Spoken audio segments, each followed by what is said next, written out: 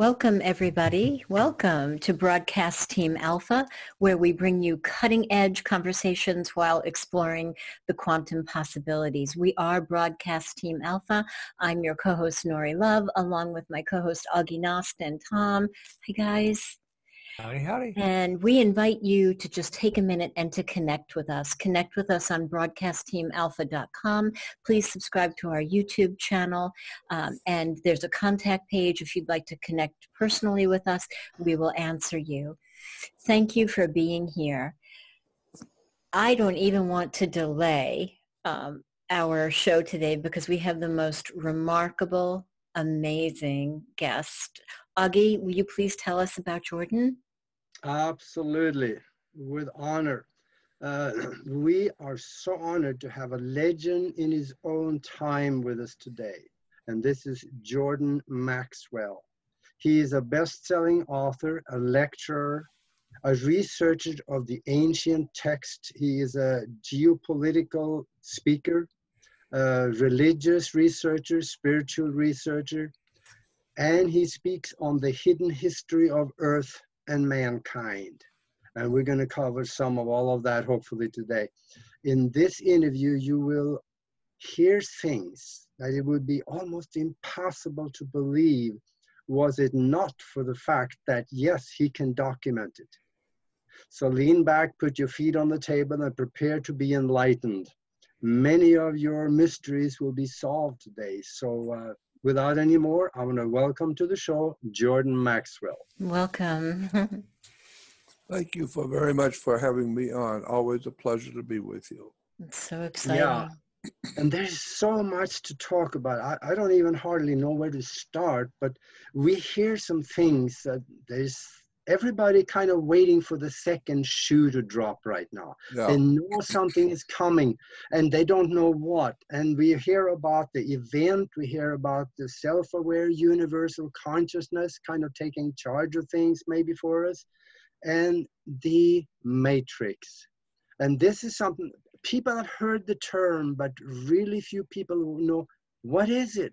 Could you maybe talk a little bit about this matrix and what are we? I wrote a book. I put a book together quite a few years ago called The Matrix of Power, just before the movie came out. I was in Hollywood at the time, and I was giving a lot of lectures at studios, at the motion picture studios, about Matrix and about the occult world that we live in, all the secrets, dark stuff that's going on the earth today. And I used to give lectures at studios, at the motion picture studios in the evening at night. I would go in at night and they'd give me a pass, and I could go in and sit and put up a screen and a slide presentation. I talk about the Illuminati and secret societies and the religions of the world, etc. And so I was talking in Hollywood for a long time.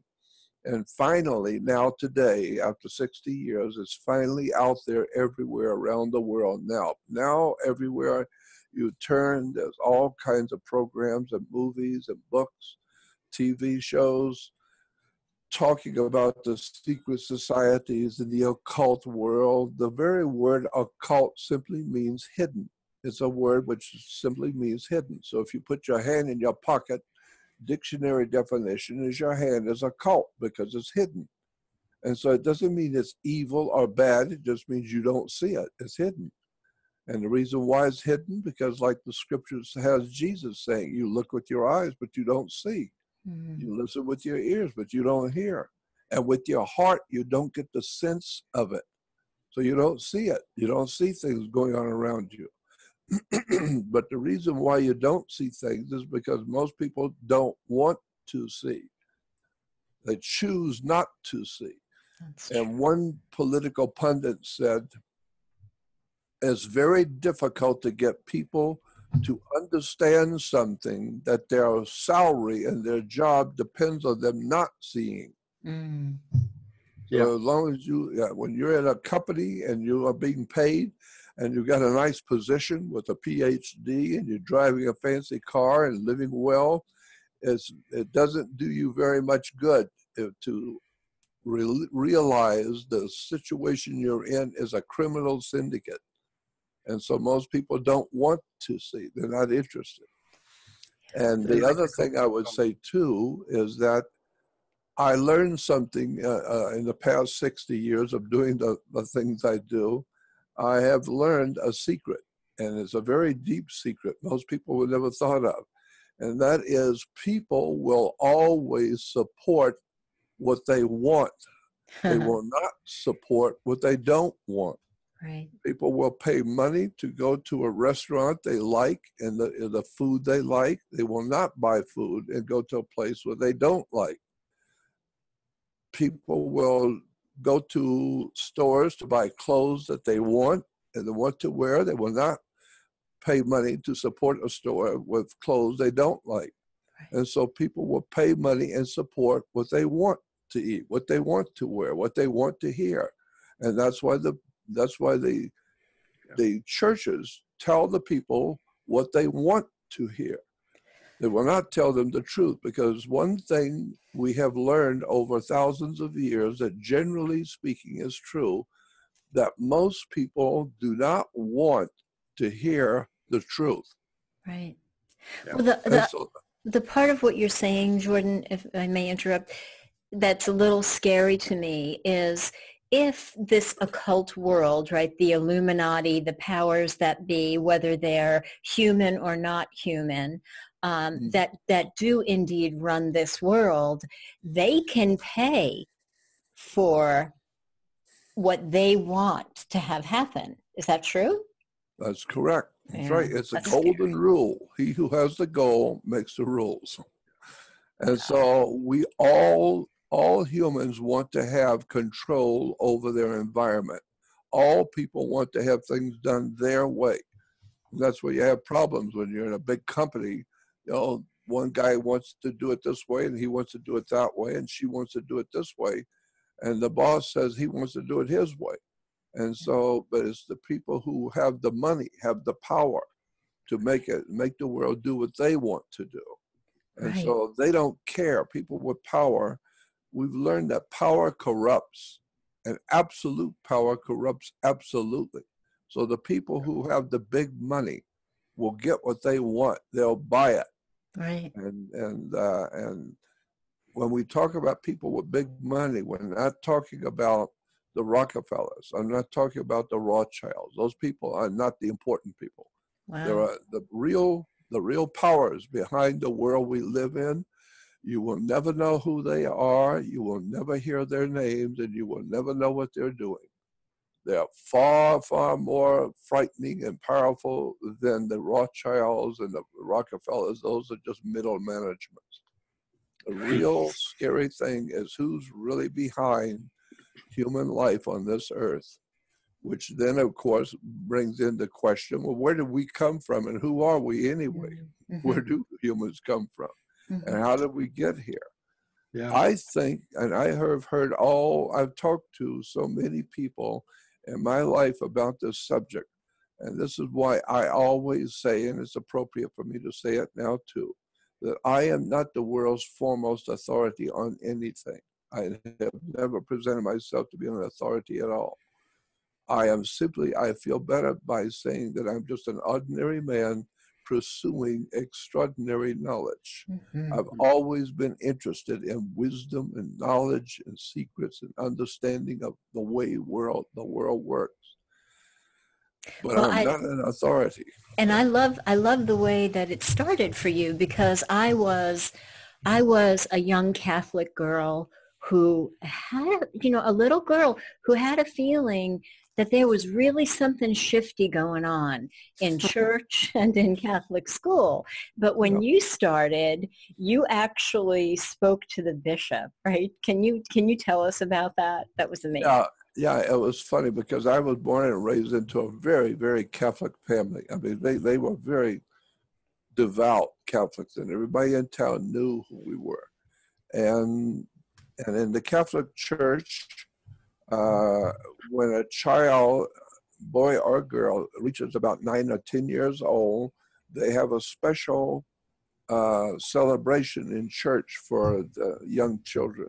And it's called confirmation. Mm-hmm. Yep. Yes. It's a confirmation service, which means the bishop, some high official in the church, will talk to the children and explain to them that you are Catholic, and we're going to make sure you stay a Catholic. We're confirming you to be a Catholic. And so we were told in the school by nuns, the nuns in the Catholic school, and incidentally, the word nun means a fish in Hebrew. A nun is a fish. And so we were told by the nuns that tomorrow night in church for you children, there's going to be a confirmation service. And perhaps, maybe, the bishop might ask you questions and ask you if you have any questions about your faith now that you're officially Catholic. And if the bishop asks you that, if you have any questions, just remember you don't ask any questions. You keep your mouth shut. Right. And so I thought, yeah, well, you're not talking to me. So, Good luck with that. Huh? Yeah, good luck with me. Yeah. And so that next night after the service was over, the bishop was there. And of course, because the bishop was at the church, everybody, all the Catholics in town seemed like were there. And so after the service was over, the bishop said, if any of you children have questions, I'll try and answer them for you now that you're officially a Catholic. And so I stood up. I wanted to make sure everybody in the church knew who I am. And I stood up so everybody could see who I am.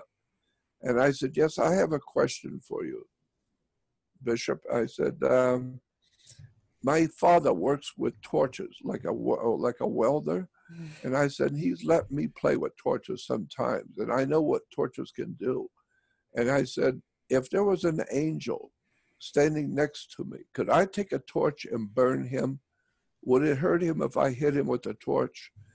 And he said, no. And I said, why not? And he said something to the effect that you have to have, as a natural phenomenon, you have to have wood or plastic or paper or something to burn, but you can't burn an angel. And I said, why not? And he said, because you can't even see an angel, much less burn an angel. There's nothing there to burn. And I said, I don't understand. He said, angels are spirits, and you cannot burn a spirit. And I said, well, if I can't burn a spirit, why am I worried about going to hell where my spirit will burn if you can't burn a spirit? Amen. And he looked at me like a deer in the headlights. That is so He never amazing. heard such a profound question out of a 9-year-old. And so I bet the nuns were like, yeah. Yeah. Everybody in the church, nobody knew where did that come from. wow. I never thought about that.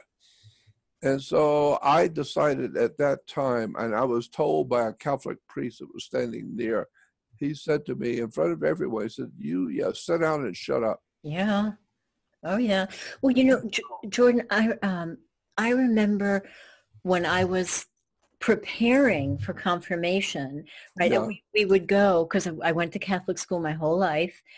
We would go and, we would recite things like, I am in the army of God, I will defeat Satan in one holy Catholic and apostolic church. And then the bishop came and we had to go to the altar and kiss his ring. Yeah. And even as a little 9-year-old girl, 12-year-old girl, however old I was, there was something in my gut that said to me, this is so not correct.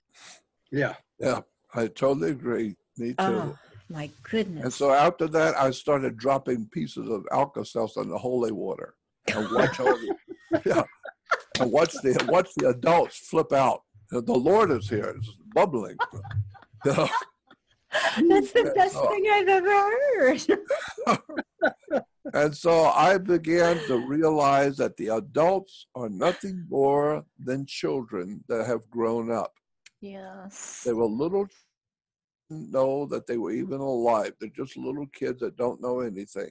Their bodies have grown up and become adults. Their brains are still the little children who don't even know they're alive. Right. And so many adults are just oblivious to the world around them. Just on the hamster wheel that they were spoon-fed. That's right. Right? So Yeah. When we're born, are we not sold to a corporation? Say that again. When we're born and we have a birth certificate, aren't we sold to a corporation? Yes, yeah, you Can you talk are. about that? Let me explain how this works. Your body is a corporation. Your physical body of your husband or your children and yourself, you are a corporation. And the reason why you know this is happening is because if I see you come out of a restaurant one night with a particular guy, and I say to you the next day, you know that guy you were with last night? Yeah, he's bad company. And you say, mind your own business. We're getting married and we're going to be partners. Bad company, business, partner, that sounds like commerce. It sounds like business. And thank God it's none of my business who you're with. But you are a business. You are a corporation. And the other person is a corporation. And if you're going to be partners, well, Ford and General Electric can do business together if they want. Wow. But it's a business, so you better get a license because now you're doing business with two corporations doing business. So it's a business license. And that's why if you're going to get married, you're going to be partners. You're going to be in business with somebody else. And you get a marriage. I say, thank God it's none of my business, but it's your problem. It's your business. But if your business does not work out, you're not going to God. You're going to court and bring your money and your house and everything you've got in the world, bring it to court because it's nothing but a business. Right. So if you look in a law dictionary, not a regular dictionary, the law dictionary, look up the word commerce and Congress and commerce. Those words in actual law mean sex. Commerce is referred to in law as sex. It's just a business. Thank God it's none of my business. Wow. But it is a business. Sex is referred to in law as a business. Wow. And so you have an affair. Well, that's what it is. It's a business affair. Oh, and so it's none of my business and none of your business, but sex is a business. And why? Because you are a corporation, he's a corporation, and so you have two businesses coming together. And as I said, whoever it is, it's none of my business. And you say, mind your own business. And so whatever you produce as a corporation is owned by the person who gave you the license, because they are obviously in a superior position. They gave you the license. Right. And a license is something that gives you permission to do something that without that license would be unlawful. So you cannot get married without a license because it's a business. And because the state gives you the license, they are in the business with you. They run the business. They'll tell you what you can do and what you can't do. When you have children, you need to understand the way marriage works. The male manufactures. The woman is in labor, building the product. So this is why we have the word manufacture, because the man is manufacturing. The man manufactures. And the woman is in labor. She's in labor building the product. Wow. For the man. And so it's all very interesting the way the world really works. Well, who owns all these corporations, if you will? The Vatican. The Vatican is the bottom line on the earth today. All roads lead to Rome. And if you go back 2,000 years, Rome, the ancient Roman Empire under the Caesars, Rome ruled the world of that time. The whole of the Middle East and the whole of Europe was under the domination of Rome. Right. And it's still today under the domination of Rome. We still have the Pontifex Maximus Caesar in Rome, and he is Caesar. You will see all the nations of the world, all the countries of the world, communist, Nazi, all the big corporate heads, all the most important people in the world, eventually go to Rome and kneel before the Pope and kiss his ring. Oh. Why? Because he is the Holy Father and he is connected to God. So he's the Godfather. Get it? Mm-hmm. So he's Godfather. And this is where the mafiosi gets the idea of the family, because the Godfather is over the family, and you better listen to him first. Whatever it is you're going to do, you better check with him first, Right. because he calls the shots on the earth. Right. So I've done some research on this marriage license. Yeah. And even in the federal statute, it says clearly that when a marriage license is issued, you enter into a business relationship between 3 different entities: the man, the woman, and the state. And the state becomes 1/3 ownership of everything that you produce. And that is why that the state can come in and take your children away from you. They can shut down bank accounts. They can go foreclose, because when you have it together, then they have authority over what you produced. That's exactly correct. That's exactly how it works. Why? We're just talking business. Yeah. We're just talking money. It's a what is it? Supply and demand. The woman supplies something to the man he's looking for, and the man supplies something to the woman she's looking for. It's just a business. Thank God it's none of my business, but Yeah, that's what it is. It's a business. And so it's very interesting when you see, here's how you need to understand this. Here's the basis for it.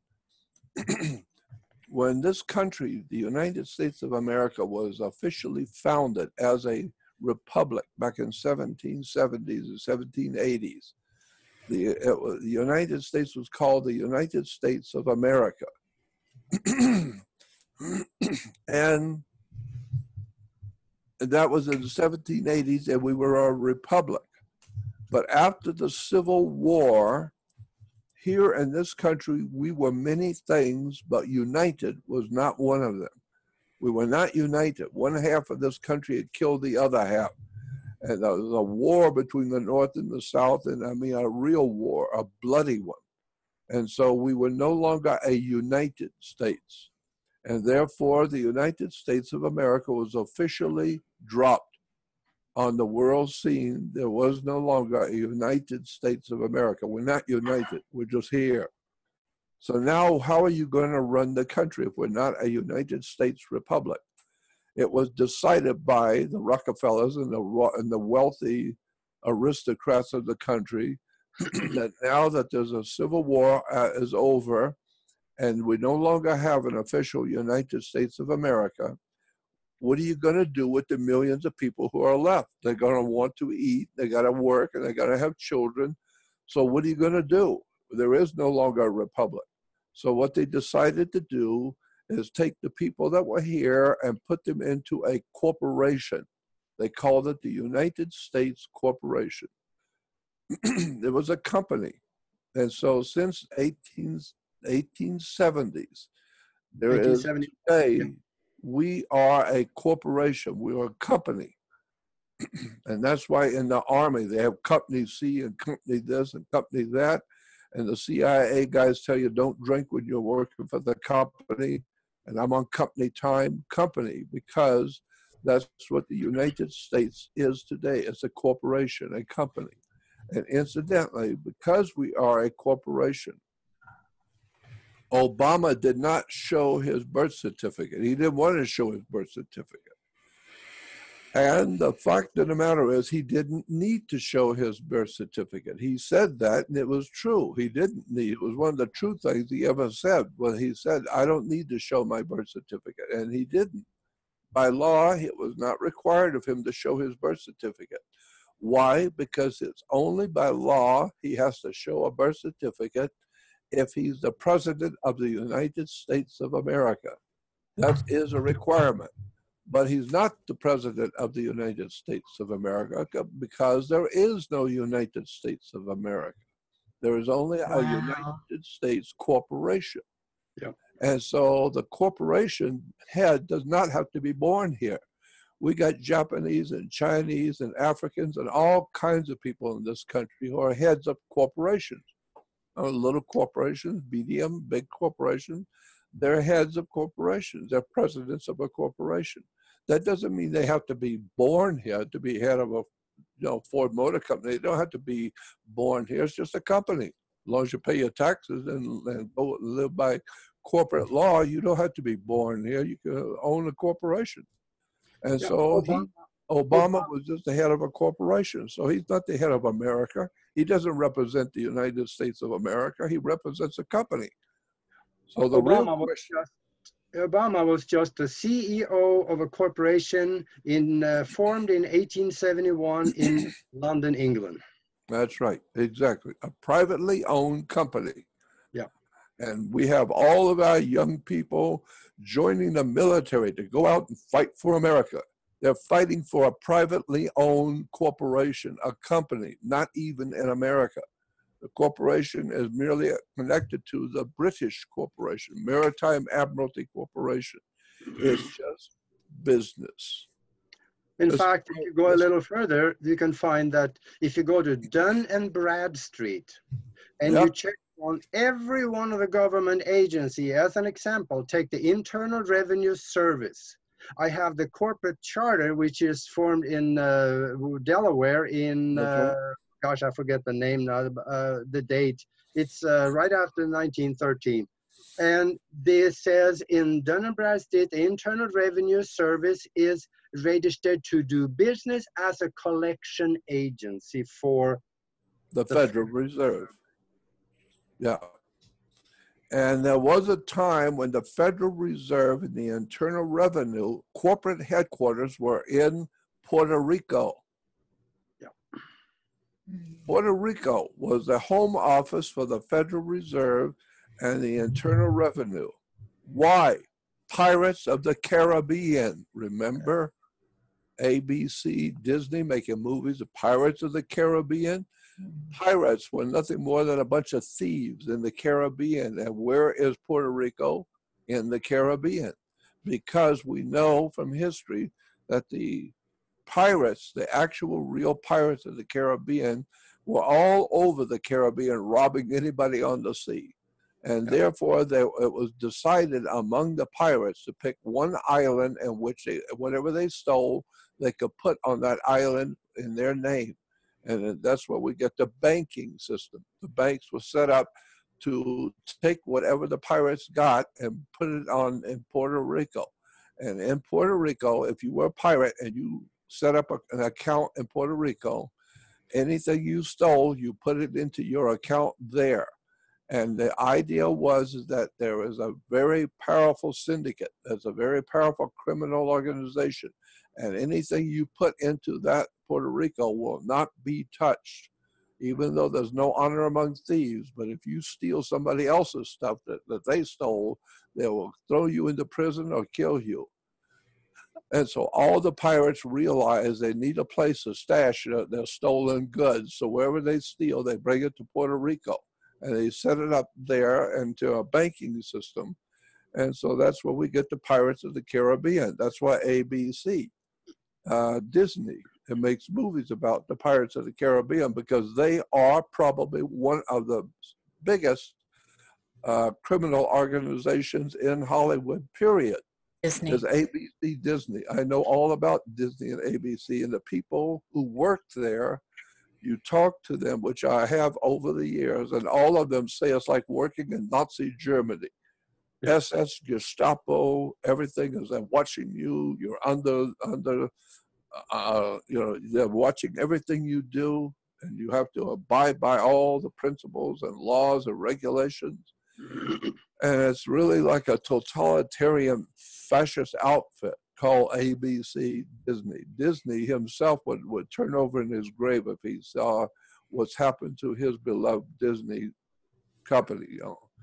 It's an incredible story. Isn't Disney part of the underbelly, like of the Illuminati? Can we talk about this? Or? Yeah. Yeah.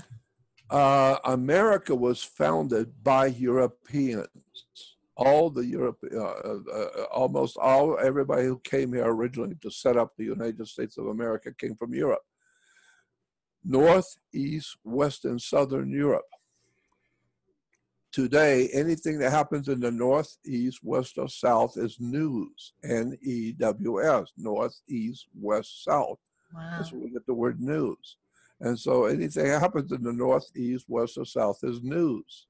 Wow. So therefore, in Europe, there was North, East, West, and Southern Europe, and that's where America's people came from originally. But in Europe, even before the Roman Empire, during the Roman Empire, and even after Rome fell, even today, there was a population of people, massive population of people living in Europe. And they already were living in Europe. They already had their own governments, their own laws, their own regulations. They were European culture. And that European culture we refer to scientifically today as a Celtic or Celtic Druids. Mm-hmm. It was a Druidic group of people that came here from Europe.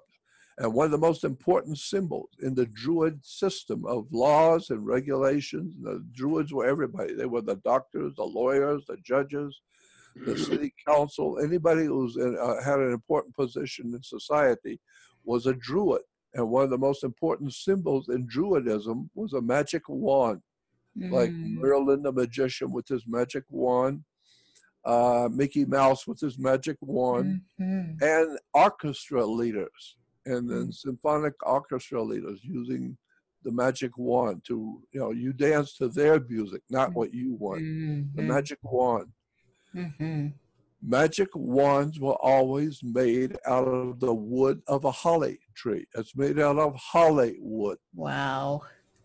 And that's why today in Hollywood, they are making magical movies, magical stuff with computers and all kinds of magic in Hollywood. We even talk about the magic of Hollywood. Yes. But what most people don't understand is that it's a use of words.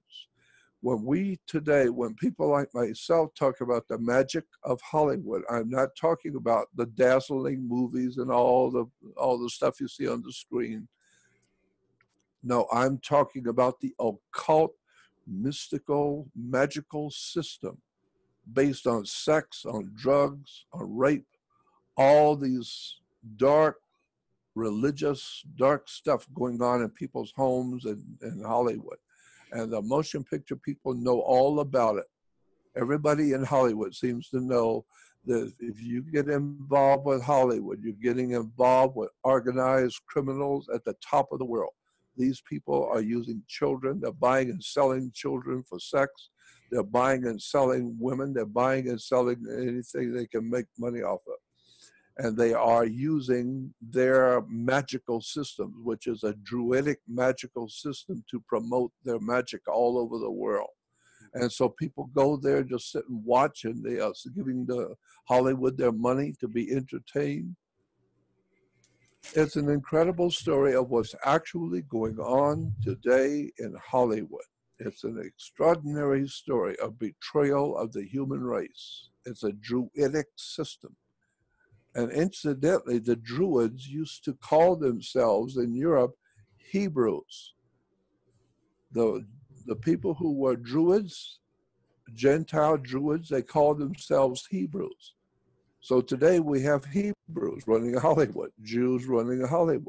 Yeah, and one of the Jewish, it's an incredible story when you start breaking all of this down, and you have to live in Hollywood for 60 years and be in the culture for all these years and talking to all the top people who finally begin to see what's really going on here. Right. So is it satanic? Because I know you're saying that who really runs the world is it somebody is satanic. Yes, yes, it's very satanic. That's the problem. So many humans do not realize what satanic means. They don't understand the implications. There are spirits. We know because we have all kinds of knowledge about ghosts, poltergeists, things which go bump in the night, secret spirits, people like all you got to do is go into the Caribbean and see the demonic rituals on Haiti and see people under the influence, like the exorcist and that kind of thing. Demonology. We are surrounded by spirit entities. And these spirit entities have come from somewhere out there, and they're not like us. That's an extraordinary story when you start breaking down where did we humans come from and what is our connection with out there. Right. You ask any child, any Christian child, where is God? Do you believe in God? Yes. They don't ask you, what is God? Right. Nobody knows. But where is God? The children will point, he's out there. Exactly. If God's out there, I hate to tell you this, that's extraterrestrial. He's not born in Ohio or Florida. So or Jerusalem. Yeah. Yeah, he's out there. Yeah. Do you believe in angels? Oh, of course we all believe in angels. Do you know what an angel is? No. Then you believe in angels? Yeah. Where are they? Well, they're out there with God. They're extraterrestrial. Right. Yeah. And so you begin to see that we humans are being influenced by something out there. And it's not the kind of God you think. That brings me to my next thought, though, that we kind of see now that there are people behind the curtain running the show here. But are the people behind the curtain here actually the boss, or are they getting their orders from somewhere out there? Yes. They are nothing more than getting their orders from a higher source. And that higher source runs the earth. That higher source, we talk about God is over the whole earth. Well, he's not the only one over the whole earth. There's an opposition to God in the universe. I mean, God is simply the word dog spelled backwards. And if you take a D, as in David, take the letter D and put it in front of the word evil, becomes devil. Devil is evil and God is good. And so it's just words, but the words are based on something that we've always known, that there is an evil in the world. It causes wars and violence and drug addiction and alcoholism and breaks up human families and destroys people. It's been here from the very beginning, and we know that. We understand that.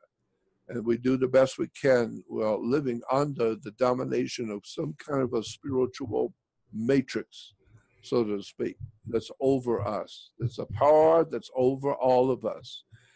Yeah, what is that spiritual matrix? Yeah, and we say that. We say things like that, like the world is a stage and each of us play his part. So each one of us is playing a part in the spiritual matrix we call the world that we live in. And something else is going on and somebody's watching us. They're monitoring us. They're interacting with us, but they're from out there. And so people who are spiritually inclined, we say that God is with us. And God, they'll leave everything to God. What is God besides dog spelled backwards? Yeah. And so that's why many years ago I was told, always define your terms. Yeah. If you're a teacher, define your terms. When you're talking about God, maybe what you're talking about God is not what I'm thinking about God. And maybe other people are hearing and they have their idea about God. So define what you're talking about when you say God. So I'm explaining to you my vision of God. My vision of God is some sort of a computerized knowledge, a mind, some sort of a computerized mind, because that's what we are. We are a computer. We have all the electrical system. We have it in our spine. We have thousands of miles, we're told, of electrical, nerve endings around our body, and they connect with the computer. And we are a biological computer because we sweat, we get hot, our body gives off a frequency because our body is a battery. That's why when you go to court, if you're found guilty, they're going to put you as a battery. They put you in a cell because that's what we have. A battery is a cell. And so It's a fascinating story about how we got here, who we are as humans, where we go when we leave here, and what we're going to experience when we leave this world, and where did we come from to start with. And then begin to look at, which I did back in 1959, some 59 years ago, how does the world work? Right. I mean, people live with going to court. They in laws, they have to go to court. Why do you go to court? Right. You play basketball on a court. You play Right. tennis on a court. Why do you play tennis on a court? You play with a racket. Okay? And so the whole idea is that law is a racket. Yes. It does not represent anything of any intrinsic value. Our legal system is set up to control business. And this is what the mafia, if they're gonna kill you, they will tell you, I like you. You know, we're dear friends, but I've been given the order to whack you. So it's just business. I'm just doing what I gotta do. It's just a piece of business. And so that's what the government we live under today. So if it's all business, and we don't know who really controls the world, and there is alien intervention going on. Some of us might not even be completely human. That's right. Then what can we do? Do you know, I mean, what can we do? Do we just have to be automated and go with the flow? Or is there something that we can do to impact what's going on? Because clearly things are heating up, right? Yep, they are. And that's a very important question because there's a really good answer for that. We have to, first of all, figure out how we became here, how we got here, and who we are. When I say we, who are we as humans? Where did we come from? The question is very simple. Where were you 5,000 years ago? Mm. When you leave here, where are you going to be 10,000 years from today? Where are you going to be? Mm. Were you already here in the universe and now you come here as a human? So, you know, the question has always been, are we a spirit which has taken on a physical body, or were we a physical body that's inhabited by a spirit? Which are you? Spirit or man, humans are either spirit filled or they are human bodies with a spirit in them. Right. And so when you go back to the first chapter in the Bible, it tells you a totally different story than what we've been told by the church. And if you want to take the Bible as a guide, it's an extraordinary story that's being told that the people do not know. It's not saying the things that the churches are telling you. It's a very encoded symbolic metaphor. Mm-hmm. It's an encoded story. We hear about Bible codes. Yeah, well, there's a really encoded story in the Bible, in the book of Genesis, telling you how we got here and who we are. I talked with the one of the chief rabbis in America back in 1960, and he said to me, I was talking to him about, as a kid, I was 19 years old, and I was talking to him about how we got here. Like, what do you talk about? God created us. And he said, the Bible in the Old Testament does not say God created man. That's not what the scripture says. It doesn't say God created man. I said, well, that's what I've always been told. Said, well, that's what you've been told, but that's not what's in the scriptures. Believe me, I'm a rabbi, I can tell you. There's no place in the Bible that says God created man. Go back and read the scripture correctly. Go back as a story. Go back and read it correctly. Isn't it, let us make man in our image? So who is our, right? Yeah. Who's our? I thought there was only one God. Well, that one God, when he's creating man, says, come, let us make man in our image and after our likeness. And then Christians will say, well, there it is right there. God said, come, let us make man. No, go back and read it correctly. Come, let us make man in our image, after our likeness.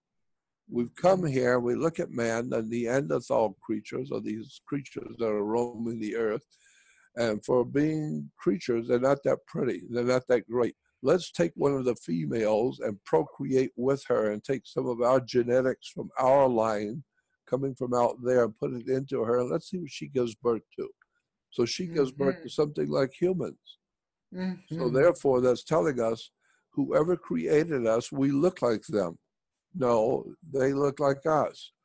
It's the same thing. They look like us because we look like them. Therefore, they can come now into our world and roam around with us and control us and do all kinds of stuff with us and have fun with us because we think they're just like us. No, they're not just like you. They look like you. They act like you. They dress like you, but they're not like you. They're not from this world. They have come here from another world. And they are able to operate today freely because nobody realizes we look like the creators who created us. They said, come let us make man in our image, after our likeness. There's a whole story there in the Bible about who created us and where they came from. And well, I could talk for hours about so if people are aware, if people are awakening, if people say, I want to know, instead of having their nice, neat world, right, tied up in a box, the people that you might encounter, the beings that you might encounter that are not from here, you might sense that they're different, even though they look like us, because they have a different frequency. That's right. That's why they're in power and you're not. Because they know things you don't know. They can do things you can't do. They have perceptions and minds not like yours. They can see the future. They are so powerful they can cause the future. They're connected to something that's out there and you don't want to know what it is that's out there. And whatever it is, they're very powerful people. That's why they can dominate the earth, because they're not human. They've not come from here. So you're talking their image and likeness. And so we're talking about the Bible, and I can't help but bring up that the Bible talks about Pleiades, since we're talking about out there. Can you speak to anything about that? Yes, absolutely. I've been looking at this for so many years and talking to so many professional people, Jesuit theologians, Jewish rabbis, all kinds of people. And it becomes obvious once you understand there's an encoded story. For instance, in Genesis 1:1, it says, in the beginning, God created the heavens and the earth. That's not what it says in the original text, in what we call Hebrew. In point of fact, there is no Hebrew language at all. We use that term. We say, well, in Hebrew, it says this is not. There is no Hebrew. There is a Phoenician Canaanite religion. Phoenicians and Canaanites in the Middle East is where we call Israel today. Where Israel sits today was actually Cana, the land of Cana. And Cana was people in Cana were Phoenicians. This gives us our word phonics and phony. So any language coming out of Phoenicia was phony. And, oh God, the world is phony. But once you understand how this stuff works and where it came from, what we call today what was I going to say? We're talking about Pleiades. Yeah, the creator. In the beginning, God created the heavens and the earth, but that's not what it says in the Phoenician language, or what we call Hebrew. The Phoenician language is spoken by Canaanites, but the Canaanites, we call them Hebrews. And so when the Hebrews are speaking in their language, we think that it's Hebrew language. No, it's not Hebrew language. It's a Phoenician language that Hebrews speak. We call it Hebrew because we don't know any different. No, they are Hebrew, not the language. And so that's like us today in America. We speak American. No, we don't speak American. We are American, but we speak English. So get it straight. So they are Hebrews, but they don't speak Hebrew. They speak Phoenician. Aramaic. But if you go back to the Jewish Bible and read Genesis 1:1, it doesn't say in the beginning God created the heavens and the earth. Because in the Hebrew, so-called Hebrew language, God is El. E-L is God in Hebrew. And so you would expect, if you're reading Genesis 1:1 in Hebrew, it would say, in the beginning, El created the heavens and the earth. That's God in Hebrew. But it doesn't say that. It doesn't say El created the heavens and the earth. It says Elohim. Yes. Elohim is like putting a comma and an S on an English word. You have C-A-R, car, comma S is cars, more than one. El is God and Elohim is a plural. So in the beginning, the gods created the heavens and the earth is correct. Hey, Jordan, as you are saying this, I'm reminded of another group that is formed off of the Raelians. Are you familiar with the cult of Rael? Are you familiar with that? Of course. Their whole intelligent design document is that's exactly what they do. They describe it in those contexts. Yeah, and the Bible, that's what it says. That's what the Bible says. If you're going to take the biblical account, well, that's what it says. And so then when you understand that God is El, but it says in Genesis 1:1 in Hebrew, in the beginning Elohim created the heavens and the earth. Elohim is God in the plural, more than one. This is why in the 10 Commandments, the first commandment was, I am the Lord your God, and I will not have strange gods before me. Because the idea is that God is saying to Israel, I am the Lord your God. You picked me. Because Elohim means more than one God. So it's as if there were 15 multiples gods. There were multiple gods, say 15 of them. And you decided you like this one here, so you pick him. And you want to follow him because you like him. And he says, all right, I will be your God.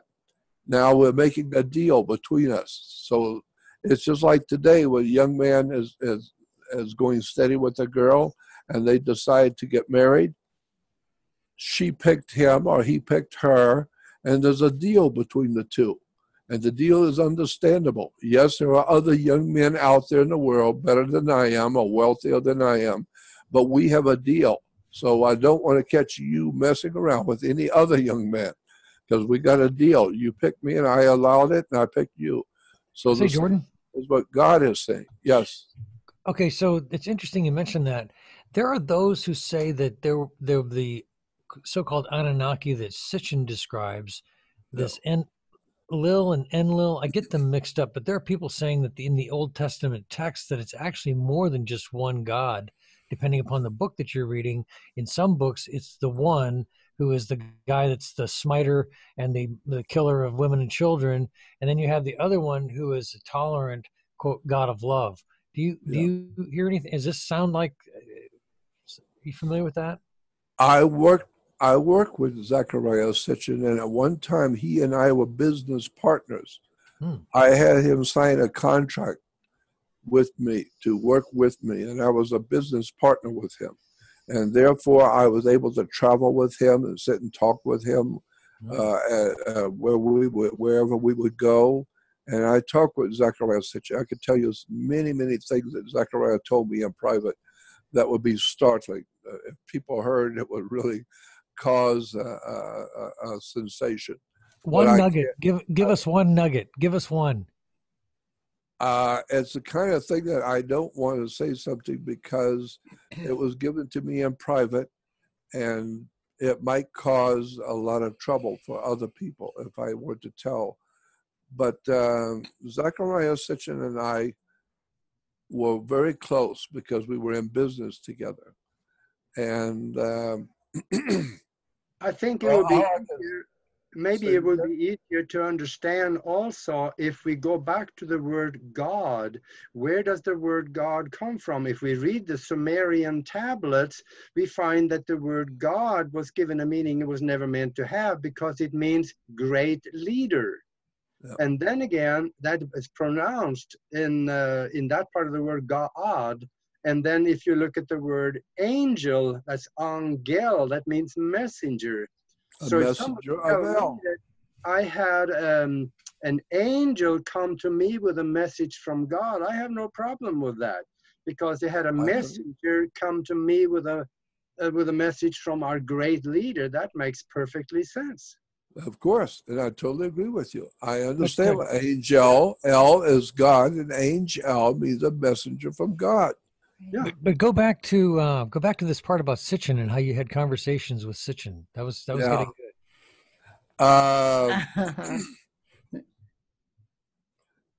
I used to get Zechariah Sitchin to speak at big conferences and help get his books published and help send him around the world. I mean, I had a real big deal with Zechariah Sitchin, where we spent a lot of money on him to send him around the world to do his work. And one time I got Zechariah to speak up in Portland, Oregon, at a very, very prestigious institute, to speak before a large audience of scientists and important people. And all the big shots from Hollywood were there. Anybody was there at this big conference. And it was a conference of scientists and philosophers talking about the world we live in. So I got him to speak there. And on the Sunday at the end of the conference, there was a big banquet. And at the banquet, Zechariah and I sat at the head table. Excuse me. And I asked him, after dinner was over, everybody was up and roaming around talking with everybody. And so I sat there with Zechariah at the head table. And I said to him, I said, Zechariah, I've spent a lot of money on you. I got a couple of questions I'd like to ask you. And I'd like for you to be honest with me and tell me the truth. I said, every time I turn around, you got a new book coming out. All the time you got books coming out, and I'm just amazed. Where are you getting all this information? It just keeps coming, more and more keeps coming. Where are you getting this information? And he said, it's automated writing. Well, I said, automated writing? Yes. Then that means someone else is overtaking your spirit and causing you to write? Yes.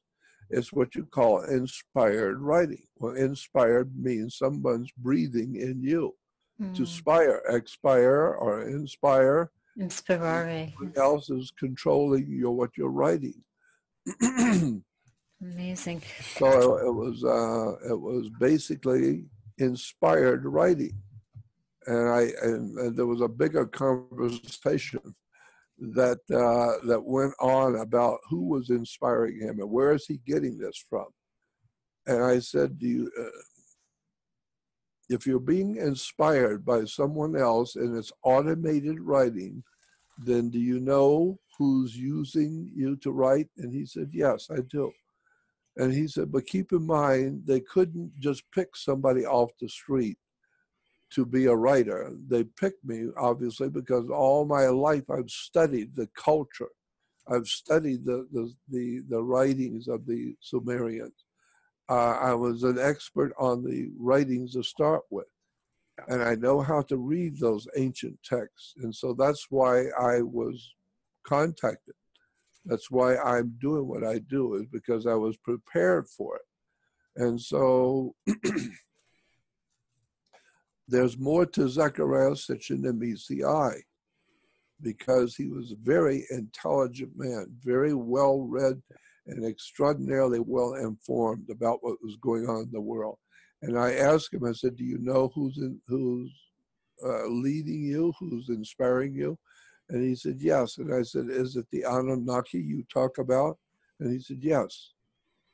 And I said, then do you have a one-on-one experience with the Anunnaki? Yes. And I said, oh, really? And they're the ones that are leading you to write? Yes. And I thought, wow, that's interesting, that Zechariah Sitchin is actually in contact with the higher forces in the universe. This higher knowledge is coming from somebody who's leading him to write. And it's not because, and I'm not saying that, well, his books are just propaganda, but from the spirit world. No, no. He is reading the texts themselves, and someone is leading him to understand the text correctly. And so I have the highest of admiration for him. That's why I put so much of effort and money into hoping to promote him, because I realized this is a very interesting man. Yeah. And I've learned a lot about him that I don't want to talk about in public. But he's a very important man in my book. He got criticized heavily for some of his Yeah, I know he did. What do you feel about that? I think that there are people who want to, because I've had it happen to me. If you go on the web and look up my name, you will find out all kinds of nefarious, horrible stuff about me. I'm working for the government. I'm working for the CIA. I'm a conspiracy theorist. And I'm doing all this stuff for the government. I'm working for the Masons, and I'm all this and that. It's people who are jealous of what I do and want to bring me down. Yep. They want to destroy my name, destroy my work, destroy my reputation, to steal from me, to take everything I own and get rid of me, because I'm talking about things that somebody does not want talked about. So speaking of getting rid of you, this is a burning question for me. You've been doing this for 60 years or so, right? You are a conspiracy analyst. Right. What was it like trying to stay out of the grasp of these people who wanted to take you down? What was that like for you? It was horrible. It's terrible. It was the most tragic lifestyle that I would not wish on a dog, the life I've lived, because I have had so many people come in and say, "Oh, Jordan, we just love what you're doing. It's so sensational. Let us help you. We want to help you." And I'd say, and of course, me being innocent, I said, "Yes, I would like to have somebody help me, because I'm broke. I don't have anything. I live by myself, and it would be nice to have younger people who want to help me." Well, let me help you. I will do all of it, anything you need. And I said, well, I need a website. I don't know how to make a website. I don't know what to do with a website. Oh, we'll take care of that. We'll take care of that. And so all you need to do is give us your information on your website. Give us your username and your password, and then we'll take over your website. Oh my goodness. And then, so I give it to them, and then they are going to run my website for me. And they do. They take it, and they go in the back of my website and they change the ownership to their name. Wow. And then they take all of my products, and they take it and have them, all my products, my books and videos, and have them all copyrighted in Washington, D.C. in their name. Wow. And they sell everything, and I get nothing. Wow. And they tell me, "You're just an old man, so shut up. We'll do what we're doing." They've told me that. That's You're going to get out there and make us some money. Go out there and make us some money. So they're selling everything that I've done. And so that's, one person after the next. And I had another person come in, and they said, "Oh, this is terrible. Why would anybody do that? That's terrible. Let me help you."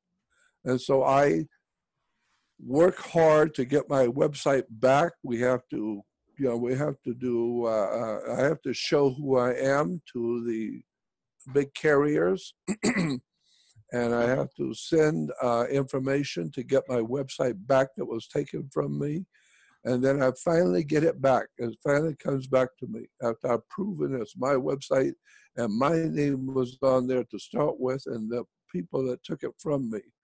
And so I get it back. And then the new people say, "Oh, let us do this for you, because this was terrible." And so I give them my website, and they do exactly the same thing. They go in and change about information on my website, go into the back end of my website, put their name as the owner, put their name as a contact, and they own it.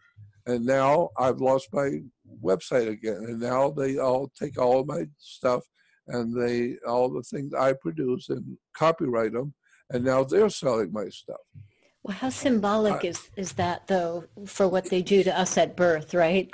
making us a corporation. It seems so symbolic, and especially, you have spent a lifetime digging the deepest secrets, and it still happens to you.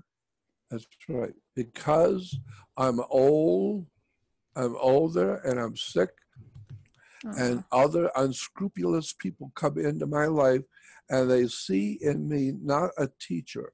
They don't see me as a teacher. They don't see me as a valuable person. They see me as a way to make a quick buck off of this old man, because people listen to him.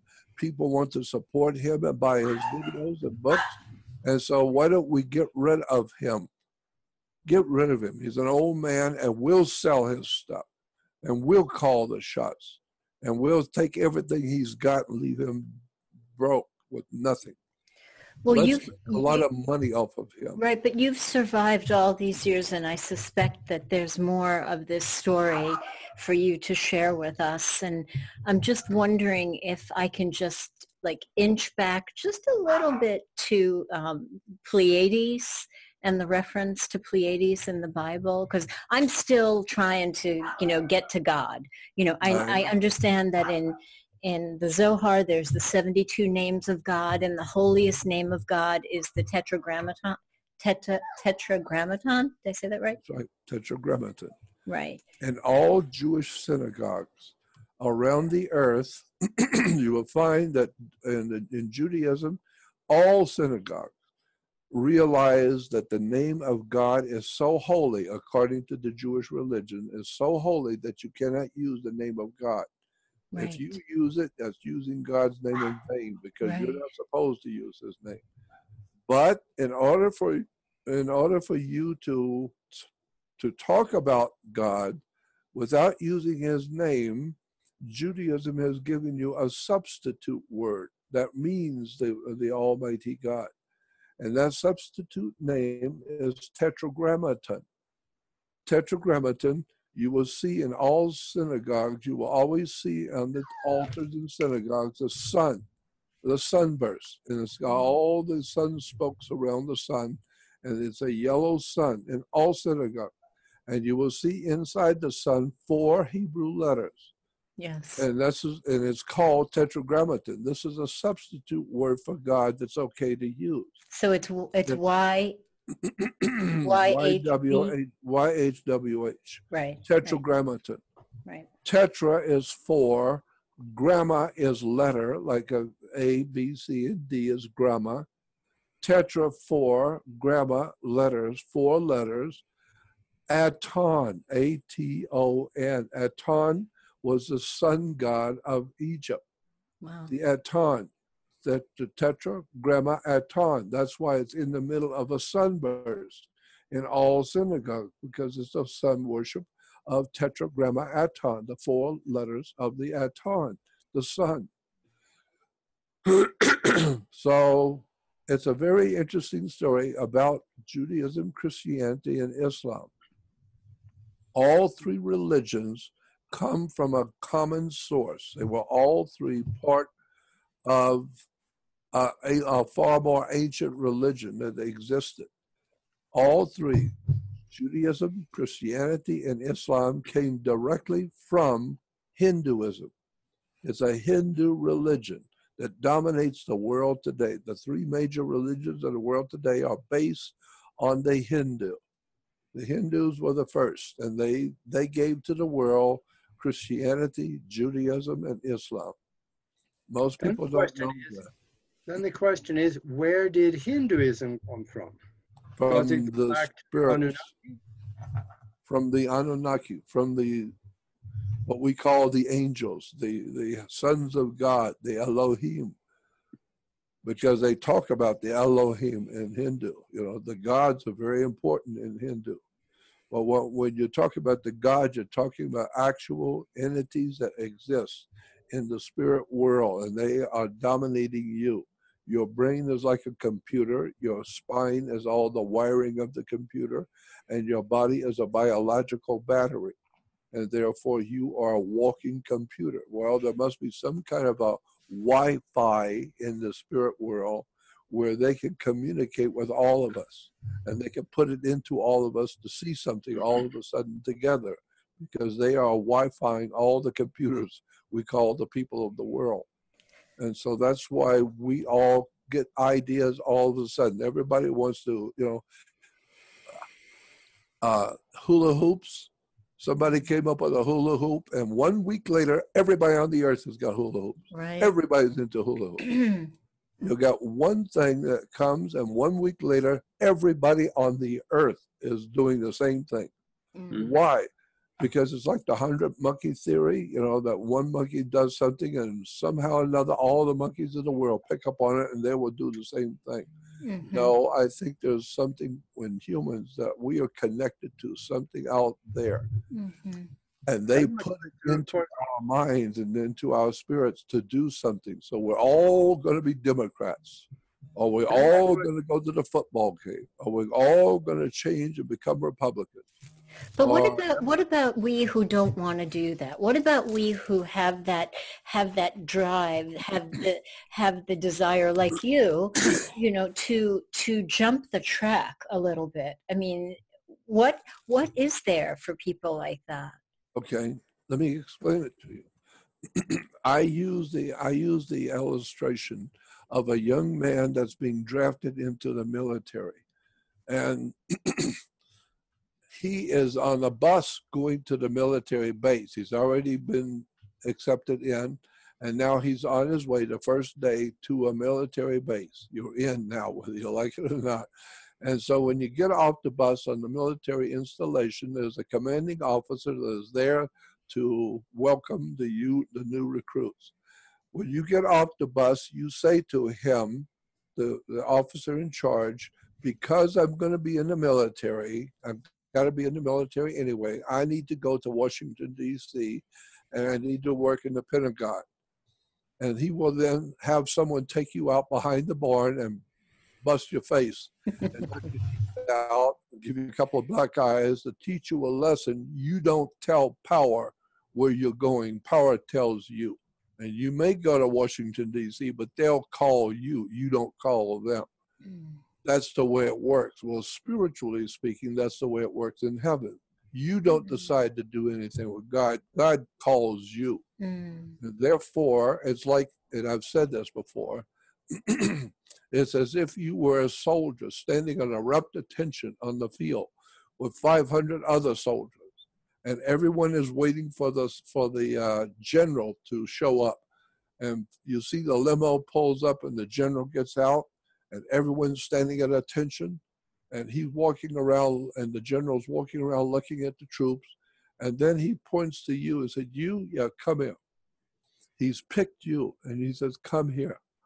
Go get in the car and sit in there, and I'll take care of you later. Go sit in the car, and dismisses everybody else. Therefore, the general has picked you. That's why in the Bible there are two separate words. One is discipline, disciple, which is based on the word discipline, and the apostle, which is a Greek word which means one who is called out.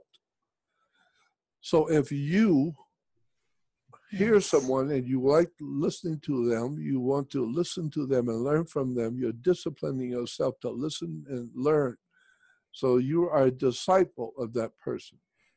But the word in Greek is apostle. There's a different word that means apostle. An apostle is one who is called out. The bottom line is, if you're a disciple, you pick the teacher. Right. An apostle is the teacher who picked you. So this is why we say we're inspired, because it's not you deciding you want to know. It's not you that wants to know. You need to understand God is calling you. Yes. It's not that you want to do this and you want to know that and you want to do this. No. Right. The Great Spirit is calling you. That's why you want to know. Thank you. Thank you so much. You were mentioning the 100th monkey here, and it obviously is that there is some form of a connection between everything, like in the Matrix. And who do you think actually put this matrix together for all of us to live in? Very, very important question. Yes. I think it's what Zechariah calls the Anunnaki.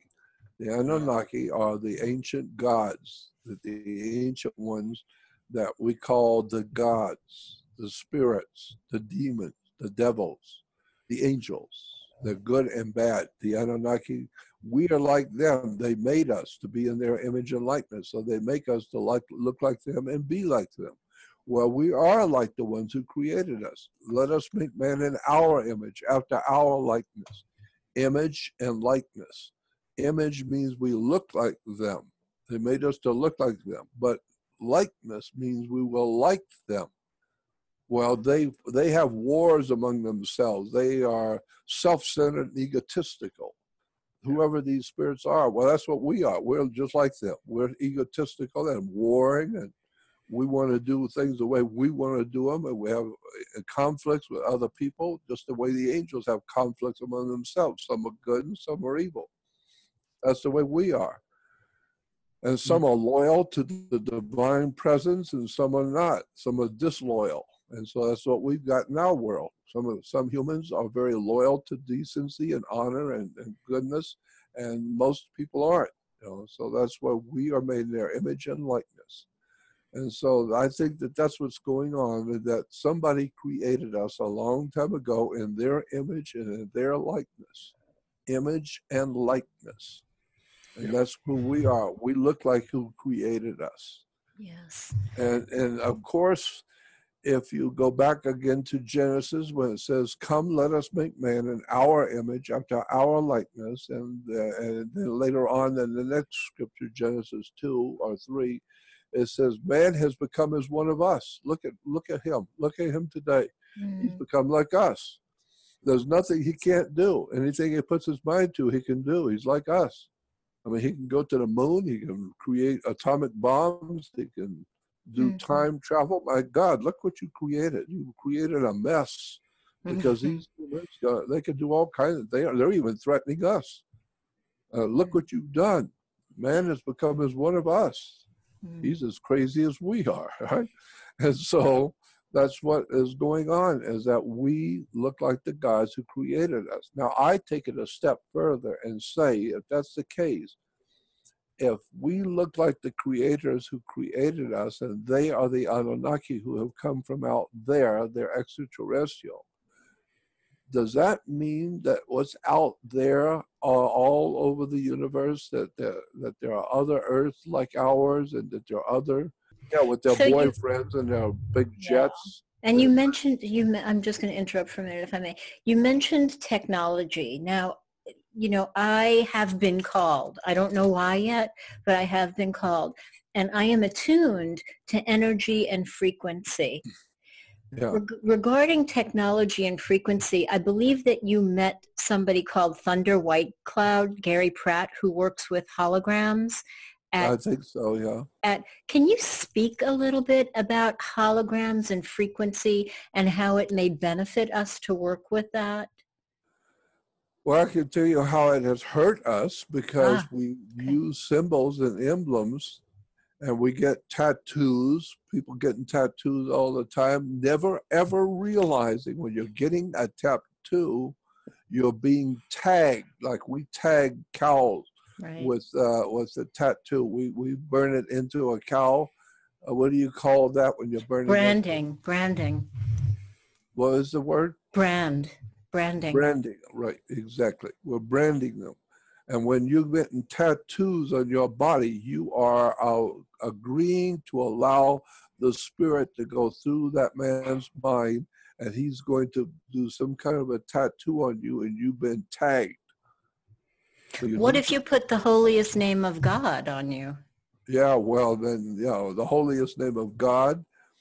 Which God? Which God are you talking about? The Tetragrammaton. Yeah, well, that's not holy. There's nothing holy about that. Tetra is 4 letters for the Aton. The holy God of Israel is the Aton, the sun god. I don't see anything holy about that. Okay, so I have one question. Is there anything hopeful for us, for we who are here, and you're still here too? What is there for us? Do we just, do we just watch TV and drink beer at night and get up and do it all over? Tom's like, yeah, that's good for me. I mean, or do we just, find meaning in our life and surround ourselves with loved ones and just get through it? Or is there something more? Yes, because there's a term in the Bible that Christians have used for years, a big word that all the Christians use, and people generally speaking throughout the world use, that have no idea in the world what it really means and where the word came from. The word is faith. You're supposed to have faith.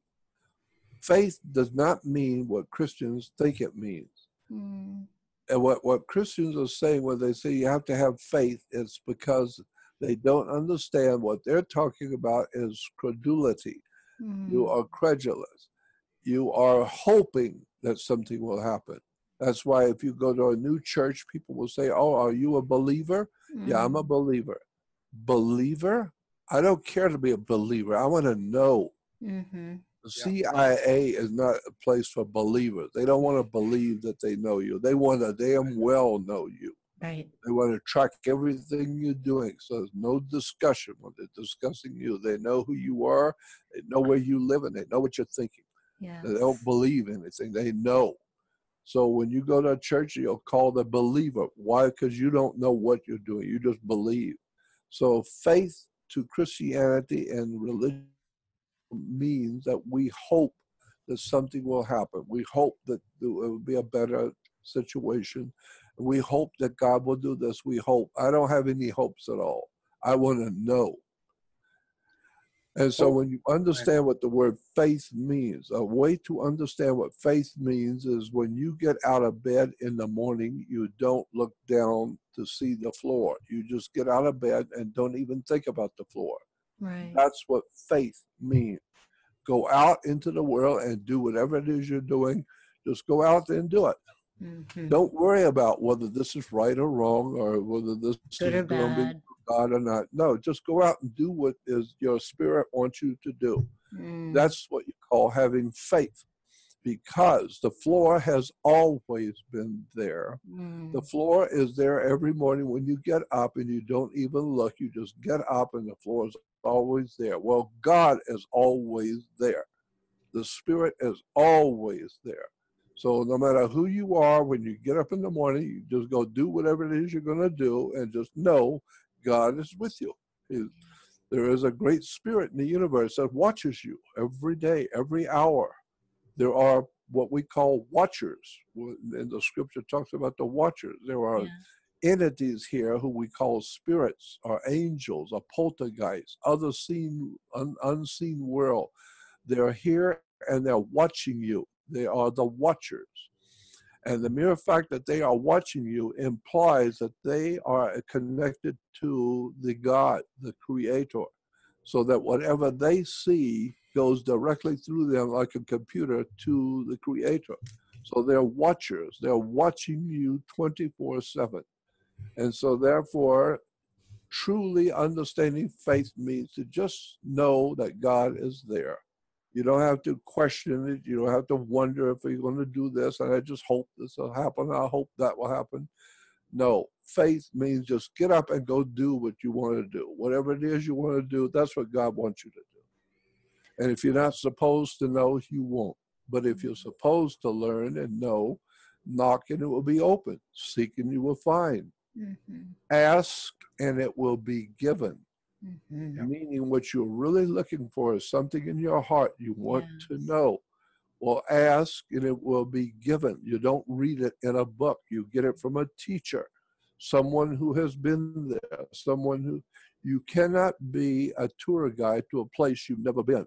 Exactly. So if you're going to be a teacher, you have to have already found out how the world really works and what the world is all about, and how the great spirit that we call God, whatever that great spirit is, how it affects you. And the connection between you and it and the angels or the spirits or the angels or the extraterrestrials, whoever they are, how does all of this actually work, and how does this affect us? And this is what I've been trying to tell people for so many years. Don't try and figure anything out. You're not smart enough to figure it out. And if you are really interested to know something, you want to know, just understand it's not you. You're not so smart that you want to talk to God and you want to know this and that. No, God has called you. He's put it into you to want to know. And it's as if the Spirit is kind of leading you. You want to know? Yeah, come on in. Keep going. You'll know. Knocking, it will be open. Seeking, you will find. Asking, it will be given. And so if you're really interested to know spiritual things, it's because God is calling you. He didn't call the people next door to you. Right. And the ones who are not called will never know. They're not supposed to know. They don't even know that they could ask to know, right? But Right. there's a scripture in the New Testament where it says that Jesus was approached by a group of people, and they said to him, "Why is it that you speak in parables? You're always speaking in strange parables and symbolic language, metaphors. Why don't you just talk to us in plain language?" And he said, "I talk to you in parables because I don't want you getting the truth. I don't want you to know. So I speak in such a way that those who are supposed to learn, they will see. And those who are not supposed to learn will not see it. If you are spiritually alive and spiritually, intellectually awake, you will begin to perceive. You don't look. You'll have eyes that don't see, ears that don't hear, and with your heart, you don't get the sense of it. So I speak in such a way that those who have eyes to see and ears to hear have a heart that can pick up on what I'm actually saying as a symbolic story. So the whole story of the New Testament, as far as I'm concerned, is a metaphor. It's a symbolic story. Excuse me. It's a symbolic story. And if you don't understand the symbolism, then you're not going to understand the real story in the New Testament. And so Jesus is not, in point of fact, in the New Testament, Jesus is not an actual man. He's not an actual figure. Jesus represents the symbolic story. The symbolic story in Christianity is the war between light and darkness. Light and darkness are always at war with each other. I'm so glad you're saying this. Right now, right, people are saying it's the apocalypse, it's the awakening, it's the shift. Do you feel that darkness and light are at war, like more than ever before? Oh, God, yes, absolutely, because we're coming to the end of the Piscean age. We're coming to the end of the age. It's almost here. And the word in Greek is age, is aeon, but it's mistranslated by the Bible translators in the King James. The King James in Matthew, the last chapter of Matthew,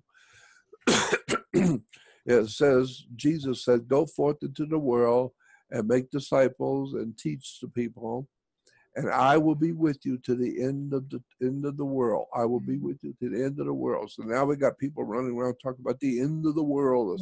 And Jehovah's Witnesses and Mormons and all the rest of these Masonic cults are talking about the end of the world. Didn't he say to the end of the age? I think he said to the end of the age. That's right. It says, but go read it in the Bible. It says in Matthew, the last chapter and the last verse says, Jesus said, "Go forth, multiply, and go forth and teach the world, and I will be with you to the end of the world." That's what it said, end of the world. I had an interpretation where it said end of the age, so I could be wrong. Because the word end of the world, the word world was mistranslated, as I just said. It's a mistranslation of the Greek word aeon. A-E-O-N is mistranslated in all Bibles as world. Wow. No, aeon is a Greek word for age. It has to do with the astronomical That's what I was talking about. Didn't he say age? That's Wasn't right. that the original translation? Actually, original said age, but the They mistranslation, mistranslated it, right, as a King world. James Yeah, says world. right. So when you're talking about the end of the world, you're not talking about the end of the earth and the end of life in the universe. You're talking about the end of a particular period of time. Like And end of a period. the Mayan calendar that people said was the end of the world. It wasn't the end of the world. They just said, no, we're just doing a The calendar end of a reset. calendar period. That's Now it. we It's have a just an new age. calendar period. Right. It was just Yeah. an age. Yeah. So that's the way it works. It's not the end of the world, it's the end of an age. And so we are now, each age is 2,150 years long. And so for each one of the constellations is an age, and each one lasts 2,150 years. And so the way to understand it is if you went down to the equator, and on the morning on the equator, look eastward, and you will see the sun come up. And so the sun rises in that set of stars, and with that set of stars is called Taurus. That means the sun is rising in Taurus. Or 2,150 years later, if it's Aries, the sun is now in Aries. After Aries is Pisces. So the sun is now rising every day in Pisces, the age of Pisces, the age of two fish. That's the symbol for Pisces. And that's why Jesus feeds his people with two fish, because the Bible shows that Jesus is not a man. It's not a particular person. Jesus is a metaphor for the Son, S-U-N. So that's why, and the Son is only one, so he's the only begotten Son. We don't have five sons, we only got one. He's the only begotten Son. And he is our risen Savior. Of course, the sun is your risen Savior. If it doesn't rise, we're dead in 3 weeks. The earth is going to freeze over. We're all gone. No more energy, no more warmth, no more life, because God's Son has died. He's gone. And so you need to understand that there's a whole metaphor here, because Jesus said, I am the light of the world. So he represents the light. That's why we call him God's Son, because there's only one Son. He's the only begotten. There's only one Son. And who owns the Son? Not people on the earth. We don't own the Son. So theoretically, we could say God owns the Son. Well, it's God's Son, the light of the world. Of course, the Son is the light of the world. So what you're talking about is an encoded story in the New Testament talking about the war between God's Son, the light of the world, our risen Savior, and the prince of darkness. At night, it gets dark. And in Egypt, the prince of darkness was known as Set. He was the prince of darkness, Darth Vader. A war in the stars between the sun, who walks across the sky in 12 steps. In the beginning, in Egypt, when the sun came up in the morning, he was called officially Horus, H-O-R-U-S, Horus. Horus was the god who walked across the sky in 12 steps. We do the same thing. Alcoholics have a 12-step program. Children going to school have a 12-step program, starting the first grade and then the 12th is a 12-step program. So in Egypt, when the sun came up, it was called Horus. And every so often, Horus would become a new number. It was Horus of the first step. His first step was to be born. A little later, it was Horus of the second step, Horus of the third step, Horus of the fifth step. And when it hit Horus of the sixth step, is directly overhead. And Horus now becomes known as the Most High God. Why? Because it don't get any higher than high noon. And now Horus is going to go down eventually and die, because he's going to go meet his evil brother, Darth Vader. He was Luke Skywalker. He walks across the sky and meets his dark brother, the devil, the prince of darkness. So it's nothing more than astrology. The New Testament of the Bible is astrology. It's an astrological hidden story right in front of you, but people don't see it. So when you hear the Christians praying that one song, that in my Father's house are many mansions. No, as a mistranslation, like everything else you believe is mistranslated, misunderstood. It's not in my Father's house are many mansions. Go back and read it correctly. It's in my Father's abode are many houses. Not in my Father's house are many mansions. Houses and mansions are a place where you live. In my Father's abode is where you live. And so where does God live? Well, God lives out there. Oh, really? So in my Father's abode out there are many houses. Yeah, houses of the zodiac. And that's why we today have a word we call the kingdom of God, God's kingdom. People have no idea in the world what God's kingdom actually means and where it came from. We humans put other life forms into collective groups. We say that fish are in schools, cattle are in herds, geese and birds are in flocks, dogs are in packs. Animals, the different kinds of creatures on the earth, we put into collective groups. What kind of life forms on the earth do we humans say are in a kingdom? What do we say is in a kingdom? Royalty. And a group of baboons is called a congress. That's right. That's what we've got. There's a bunch of baboons. Yeah. Congress. But what is it that what kind of creatures do we put into a kingdom? Animals. The animals is called an animal kingdom. Why? Because where do you find animals? They're in a zoo. It goes back to the Greek word for an animal, a zoo. And so that's why we have an animal kingdom in the heavens. It's called many, in my Father's abode are many houses, the houses of the kingdom of God. The kingdom is the animal kingdom. The animal kingdom is the astrological signs of the zodiac. And there are 12 of them. That's why Jesus had 12 apostles. The 12 tribes of Israel, the 12 brothers of Joseph, the 12 great prophets of the Bible, the 12 this, the 12 that. It's all based on God's kingdom, the 12 animals in the zodiac. And so that's why when you pray, we're told it's the Lord's Prayer. It's not the Lord's Prayer. The Lord told you when you pray. We say it's called the Lord's Prayer. No, the Lord told you when you pray, you say, Our Father who art in heaven, hallowed be thy name.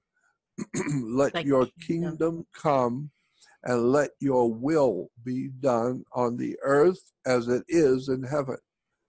What you're doing is you're saying to God, let your kingdom of animals, the animal kingdom in the zodiac.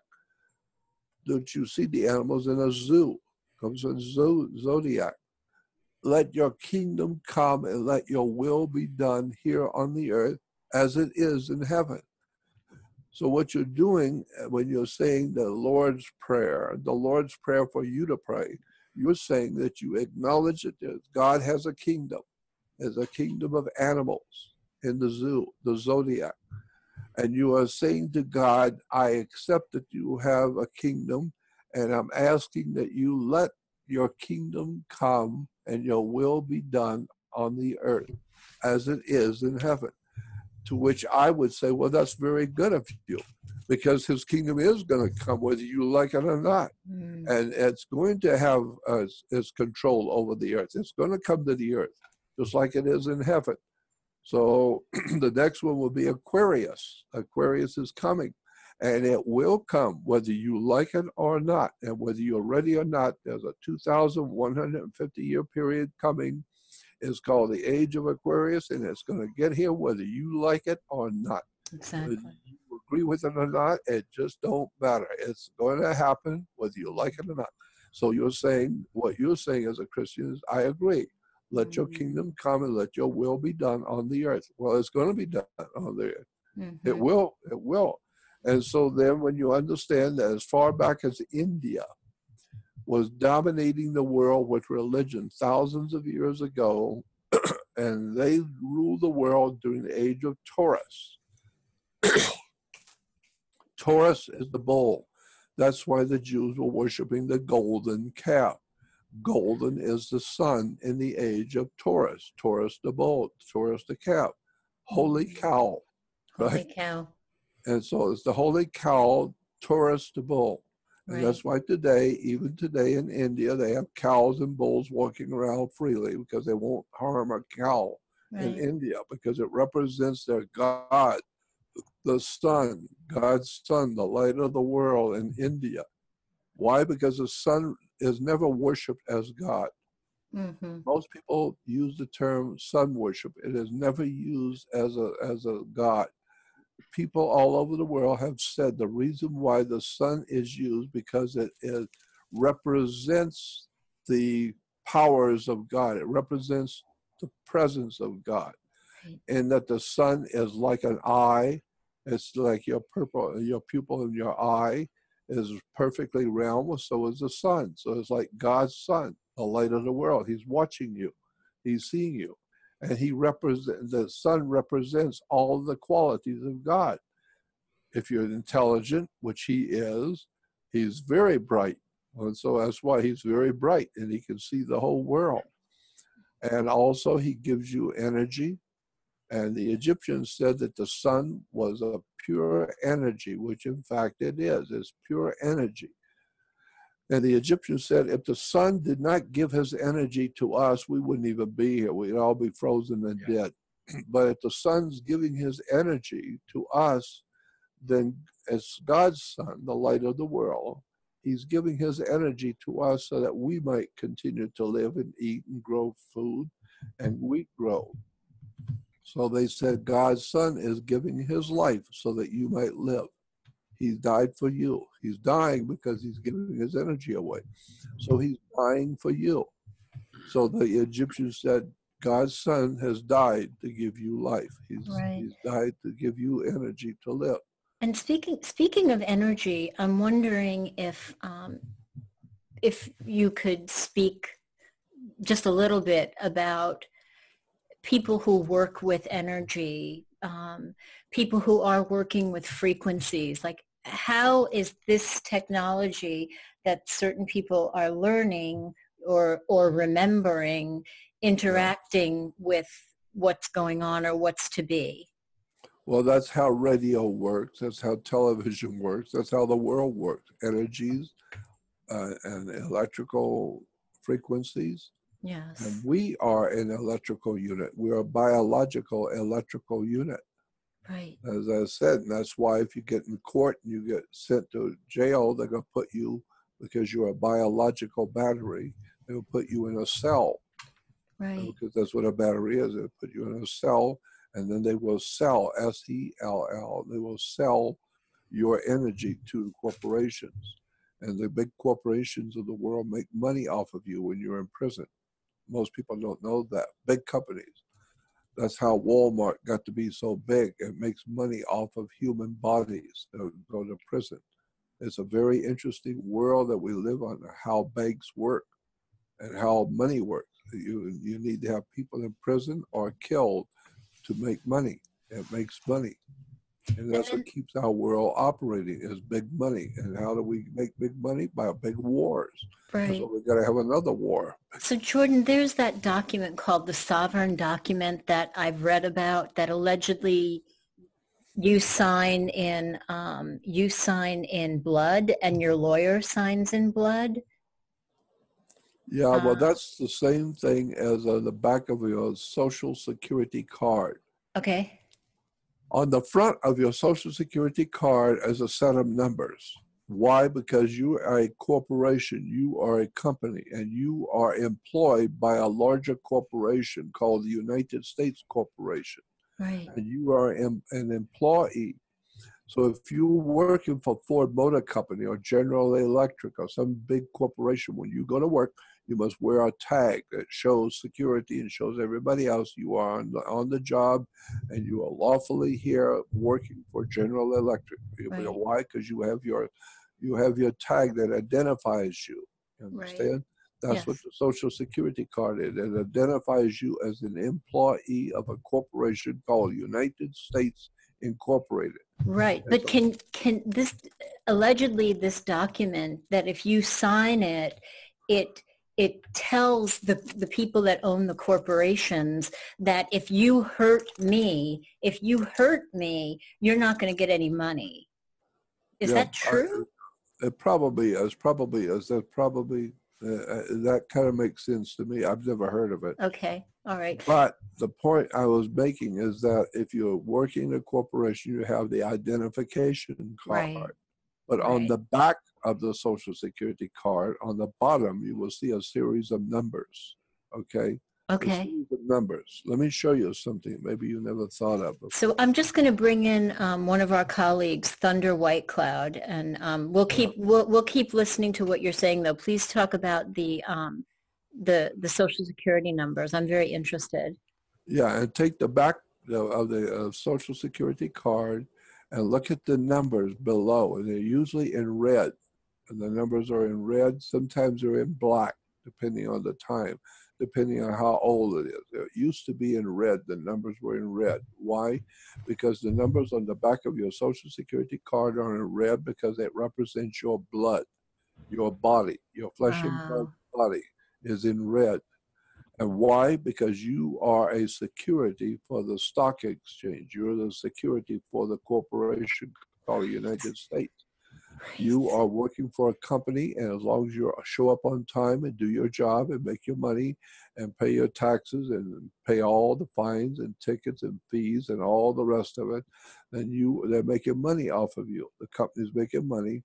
So therefore, when you retire, which means you quit, at the end of the day, you quit, you retire, and you go home and you're retired, you're not going to work anymore, you get something called Social Security. Right. It's because you are a security for the body social. The body social is the United States corporation. It's called the body social. And so you are security for the body social. So when you retire and you go home, you get your paycheck. It's called Social Security. Wow. They're giving you back a little piece of the action that you have made for them all this time because you were a security for the company. As long as you show up every day and do your thing and pay your fines and tickets and fees and pay your taxes and all the rest of you just keep paying, the corporation is making tons of money off of you. So it was decided by the guys in the banking world that when you retire, so that you don't cause any problems, they'll give you Social Security. It gives you enough money to pay your rent and eat and go shut up. Barely, right. And just stay alive and don't cry about the world that you live in. Just be happy you get money to pay your rent and buy food. Because if we don't give you some money, if we don't give you a piece of the action back to you in Social You'll cause Security, trouble. we're going to cause a revolution in this country. Right? People don't have food and they don't have any place to eat. Right. And they don't have a place to live. You're going to cause trouble, big trouble. You're going to have a bloody revolution. So give them a piece of the action. Give them a little percentage. Yeah. Give them a little percentage. And keep them quiet and give them a lot of beer and make sure they got plenty of pretzels and hamburgers and food. And beer, yeah. Jordan, I'd like to introduce you to Thunder White Cloud, Gary Pratt. You've actually met before. Thunder, this is Jordan Maxwell. Hello there. Jordan, old friend, how you been? I think okay. We'll find out from one day to the next. I'm doing pretty good. Thank you. You know, you were the start of my esoteric journey. I'll say that. It was 1981, and I got a cassette someone handed me by a man named Jordan Maxwell. I said, never heard of him. Really? And so I sat and listened to it, and my life has just been magical ever since. Well, thank you. I appreciate that. It was very kind of you to say that. Because I just do the best I can, hoping it'll land somewhere and somebody will hear something and will learn something. Yeah, well, you are well. What I'm trying to do is just wake people up to the world they live in and how it works. You are well known. What we've been talking about here is basically the so-called cabal that is kind of thinking they run the show. But let's take it one step further. What if it get to the point where they see that, oh boy, we're gonna lose this game. There is something they have up their sleeve, and that might be the fake alien invasion. Can you talk about that a little bit? Because I know it's been a lot of things flying around on that fake alien invasion lately. Yeah, the man who made that famous, that idea, was born with a man that was a dear friend of mine, Nori Hayakawa from Japan. Nori Hayakawa was well known in the UFO field. He was speaking at all the conferences that I did. And Norio came up with the idea. He's the very first person I ever heard talk about it many years ago. Norio was going around saying that he felt that there was going to be a fake invasion, and that it's going to be very, very interesting to watch it happen. But it's not going to be real. It's going to be a fake invasion to make it look like extraterrestrials are landing here, and it's going to frighten the whole world, so that we have to get together as one world, come together as one world to fight off the alien invasion that's come from another world. And so I said to Norio one night after a big conference in Pasadena, all the speakers, the guys went out, the main speakers went out to have dinner, and I went with them because I was one of the speakers. And Norio was explaining that to the group, that he thought there was going to be a fake invasion and we're all going to get frightened and we're going to have to join the United Nations and get into the conspiracy of the one world government to fight off the evil invasion.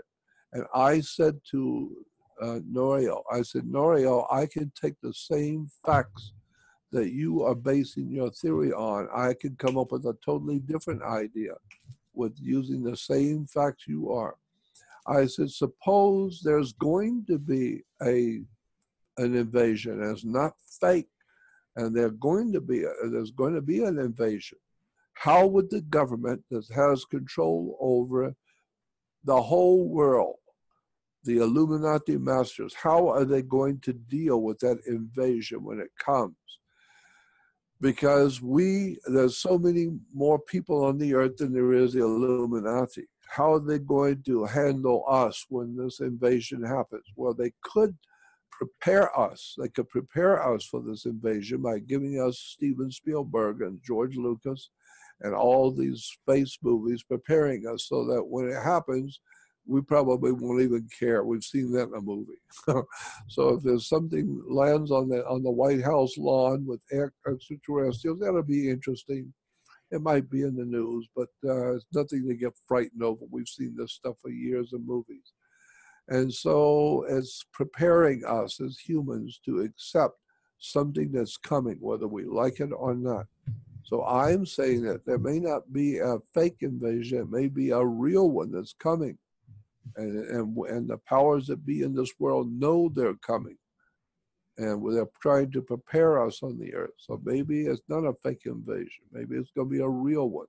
And I tend to think that's what's happening. A real, legitimate, de jure, and real invasion is coming. And I will go back, and one of the major reasons why I believe it, I have had too many experiences in my own life that tell me that's what's happening. Did you ever hear the story I tell about my girlfriend that I met when I first came to California? Yes. And I met this girl. I was 19 years old. She was about 17 or whatever. And I met her in a restaurant. We had breakfast together, and then afterwards, we took a walk and we started meeting each other in town. We started meeting each other because I was only about 2 blocks from town, and she lived about 3 blocks on the same street. She was 3 blocks further. And so she was about a block further from my house to town than I was. So when we would walk home, she knew where I lived, but I never followed her home. So I knew she lived on the same street, only a block away. I just didn't know where exactly. And so one night she came over to my place and she said, my father wants to see you. He wants to talk to you. And I told her, I remember saying, I'm not interested to talk to your father. I have nothing to say to him. And she said, my father wants to talk to you. He's got something to tell you. So that sounded interesting. So I said, okay. So I went with her. When we got there, she had a younger sister, about 10 years old, and she's about 17. And so the two girls sat on the floor, and her father and myself sat on the sofa. He's at one end, and I was at the other. And we're just talking. He's talking to me about who I am and what I'm doing and why I'm here in Los Angeles. And do you like what you're doing here? Do you have a job, et cetera, et cetera? My daughter tells me she met you, et cetera, et cetera. So I'm feeling a little bit better about meeting him because he's just talking about normal things. Mm-hmm. And then he said to me, he's sitting on the opposite end of the sofa, and he said, remember when you were back in Florida and your father built a back porch? Mm-hmm. Remember when he did that? And it's kind of scared me because I'm thinking, how does he know where I came from and what happened to me? Right. And so he said, well, did your dad build the back porch? He built the new back porch, didn't he? And I said, yes, he did. And he said, and also one night you were supposed to be in bed. You were about 8 years old, and you were supposed to be in bed, but you went out on that new back porch, and the back porch smelled funny because it was green lumber at night. It smelled funny. And he said, remember how you picked some of the wood with your thumb? You picked it and were using it like a tooth pick. Mm-hmm. Remember when you did that with the green lumber and you were smelling it and picking your teeth with it? And I said, yeah. And he said, and you talked to God, didn't you? When you were sitting on the back porch, the moon was full, and you talked to God, didn't you? Mm-hmm. And I was scared. It really frightened me. I was a 19-year-old kid, and I had no idea in the world who this man was and how did he know this. Right. And he said to me, you talked to God, didn't you? And I didn't say anything. And he said, I'll tell you what you said. You said to God that you wanted to do something with your life that meant something. You wanted to make something happen with your life. You wanted to do something important with your life. Mm-hmm. Is that what you said? And I said, yes, that's what I said. And he said, well, we heard you. We were there. We heard you. And that's why you're here. Why did you come here? I said, I don't know why I came here. I come to California because I had to. I don't know why. And he said, that's right, because we brought you here. We brought you here because you did ask God to do something with your life. And so we're going to give you something to do with your life. But it won't happen till the very last part of your life. We have something for you to do. You were born at a particular time, which would give us time to train you, to prepare you for what we want you to do. Wow. And at the last part of your life will be a very important time in human history. Wow. And we have something for you to do. And I said, what is I'm supposed to do? He said, it doesn't matter right now. You'll learn, and by the time it gets to the last part of your life, you will know what you're doing and what you have to do and why we brought you here. And so that changed my life. Wow. And I've had other experiences like that. That was something that really blew my mind, that this guy would know all about me. Yeah. And I was brought here to meet him. And then one time, back in 1991, 92, I was giving a lecture at a UFO conference in Pasadena. I was giving a conference in Pasadena, and I was a keynote speaker on Saturday morning. And I spoke for 2 hours extemporaneous. That's the way I speak, is extemporaneous. And so a week before the conference, I went with the guys who were putting the conference on, the conference heads. And they called and they said, you want to go with us? We're going to go look at the hotel if you want to go with us. So I did. I went with them. And so we looked at the hotel and spy out the hotel and see what it's going to look like.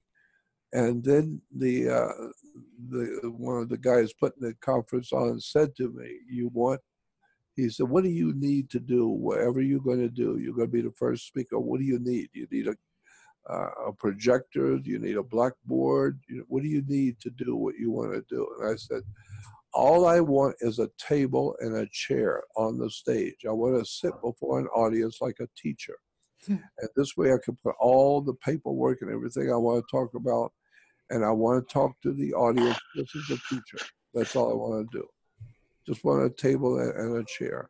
And so he said, all right, then what we'll do is we'll put a camera behind you, a video camera behind you. And we'll have a guy sitting on the stage right behind you. And he's going to have a video camera. We'll have closed circuit TV. So that when you're talking about a document, hold it up so he can zoom in it behind you. He can zoom in on it, and people in the audience can see it. And so that worked out perfect. It worked very good.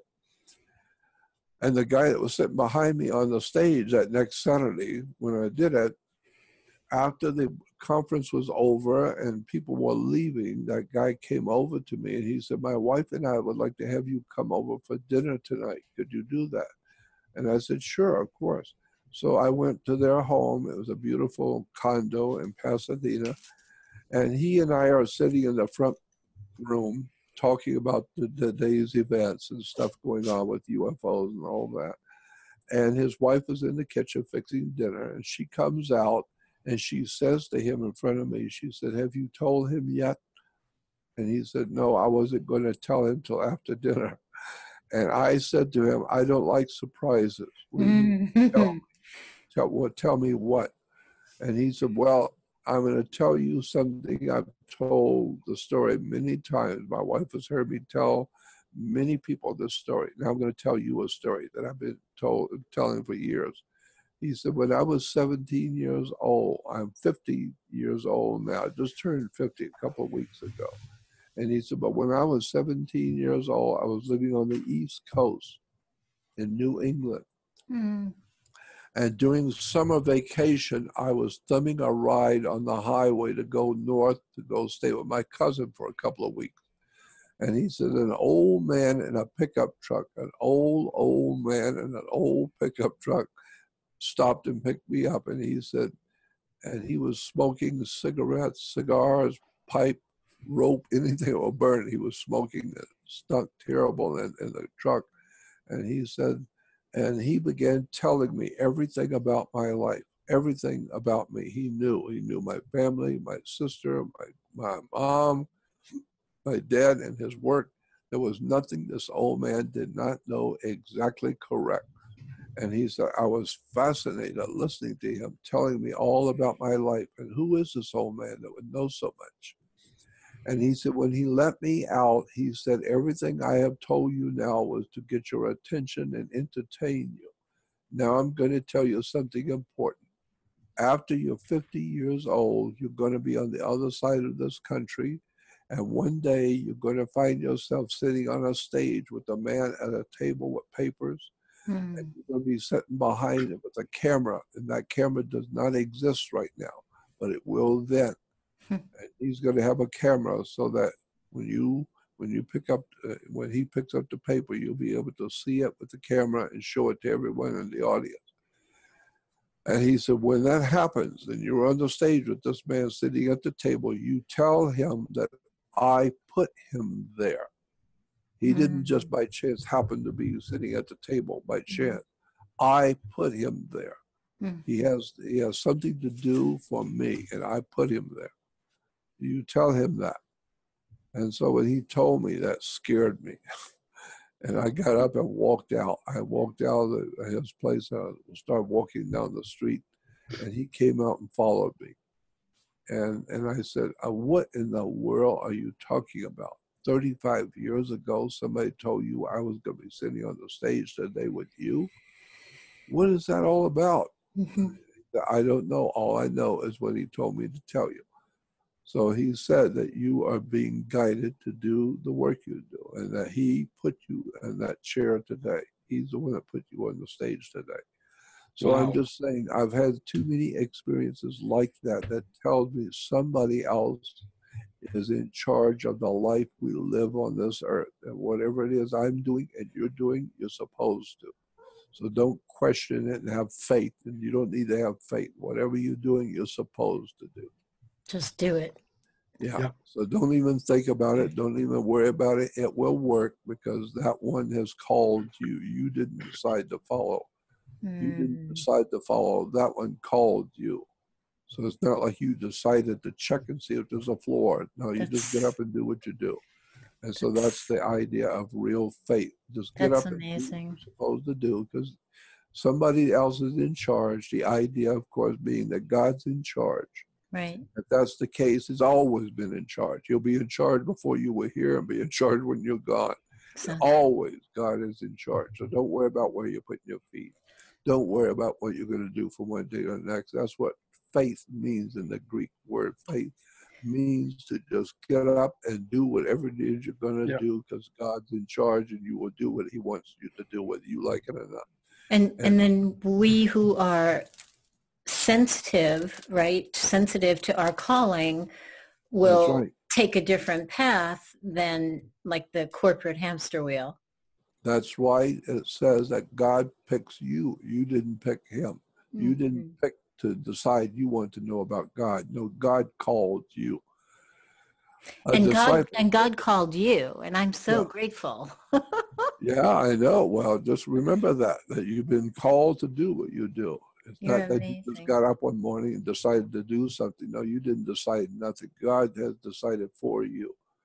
And if the people next to you and next door to you don't understand what you're doing, they're not supposed to.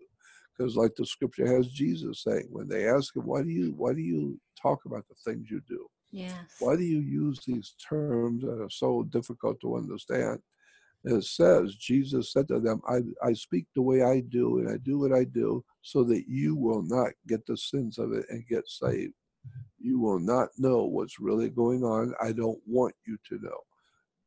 Implying that, Jesus loves everybody. No, the scripture says, he said, I don't want you knowing.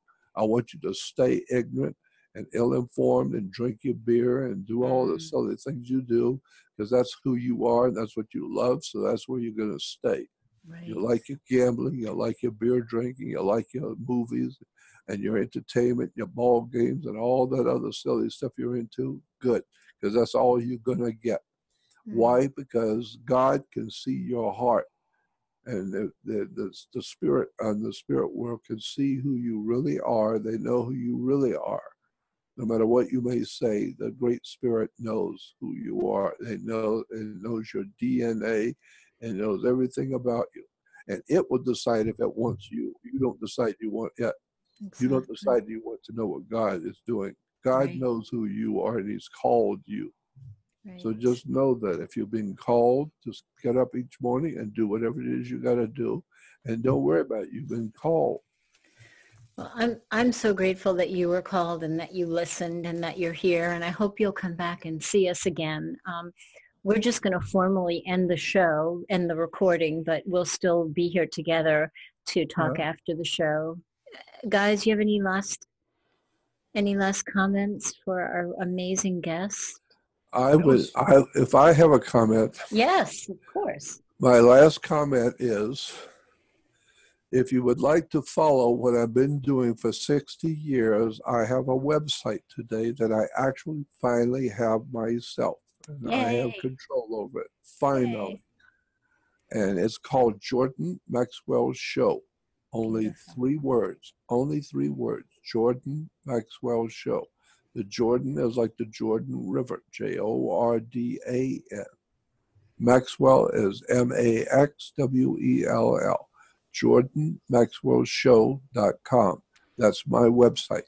Excellent. And when you go on Jordan Maxwell Show, you will see, first of all, you will see a little banner that says Jordan Maxwell Research Society.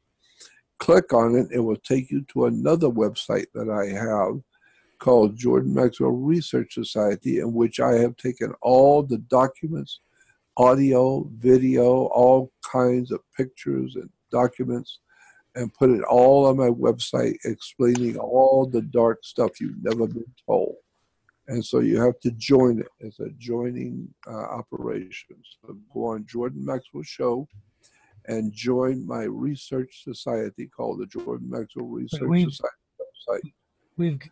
We've got that on the site right now, Jordan. Got some slides up with that as well. Absolutely. So people will be finding you and I just want to thank you so much for the amazing wealth of information you've given us, and I hope you'll come back and talk with us again. I'd be delighted to, because there's so much more I want. There is so much more. I'd like to get into the secret society stuff, but that would be for another day. Oh yeah, yeah. But for now, thank you so much, everybody. Thank you so much for being here with us on Broadcast Team Alpha, and thank you, Jordan Maxwell. Thank you for allowing me to. Let's do it anytime you wish. My Thank you now.